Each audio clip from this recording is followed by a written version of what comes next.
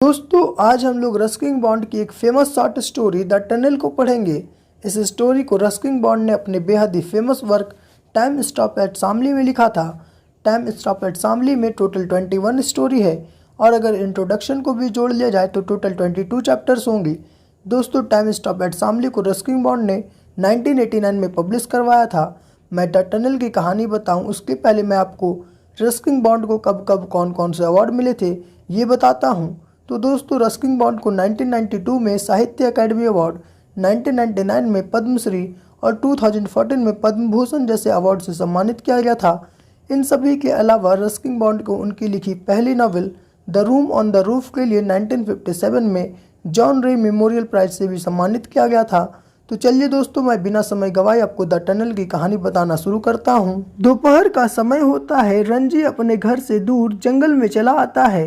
दोस्तों इस जंगल के बीच से एक स्टीम इंजन ट्रेन गुजरा करती थी और ये दृश्य और भी रोचक हो जाता था जब ये ट्रेन एक बड़ी सी टनल से निकला करती थी और यही दृश्य को देखने के लिए रंजी जंगल आया है।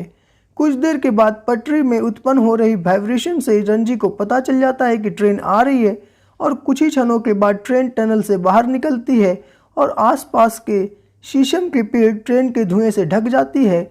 अब ये ट्रेन वहाँ से काफ़ी दूर चली जाती है। रंजी अब टनल के अंदर जाने की सोचता है।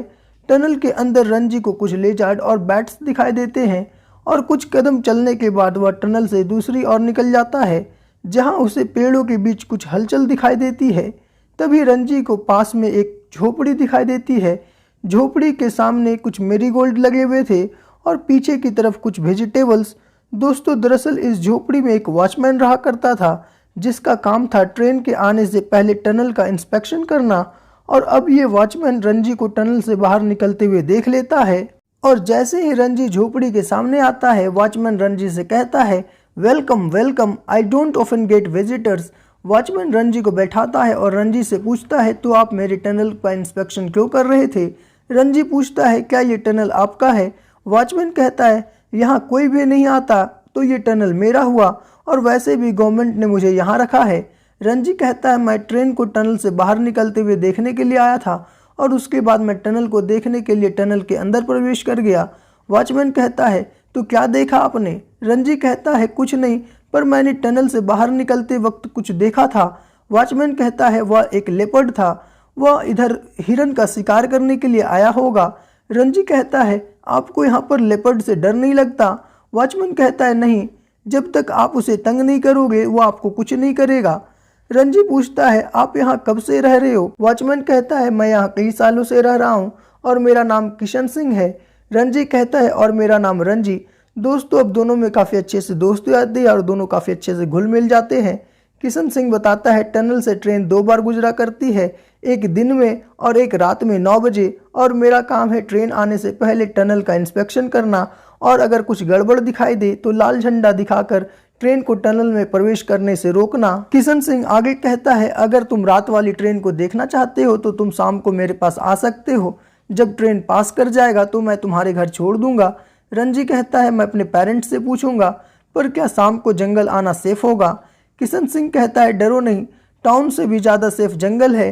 किशन सिंह बताता है पिछले सप्ताह मैं जब टाउन गया था तब वहाँ किसी ने मेरा पैकेट मार लिया था। किशन सिंह अपना कोट उतारता है और रंजी से कहता है मैं अब सोने जा रहा हूँ। रंजी कहता है सभी लोग दोपहर के समय सो जाते हैं, मेरे पापा भी लंच करने के बाद सो जाते हैं।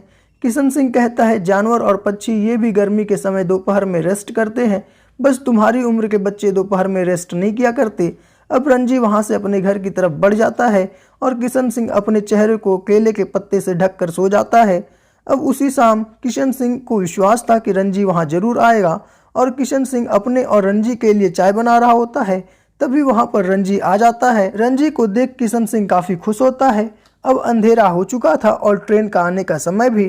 किशन सिंह लालटेन की रोशनी से टनल को देखता है। कुछ देर के बाद अचानक टनल के अंदर से एक आवाज़ आती है। रंजी किशन सिंह से पूछता है ये किस तरह की आवाज़ है। किशन सिंह कहता है लगता है लेपर्ड टनल के अंदर घुस गया है, तुम यही बैठो मैं लेपर्ड को भगा के आता हूँ, नहीं तो कहीं ट्रेन लेपर्ड के ऊपर से पार ना कर जाए। रंजी कहता है मैं भी आपके साथ चलूँगा, पर क्या लेपर्ड हम लोग पर हमला नहीं करेगा।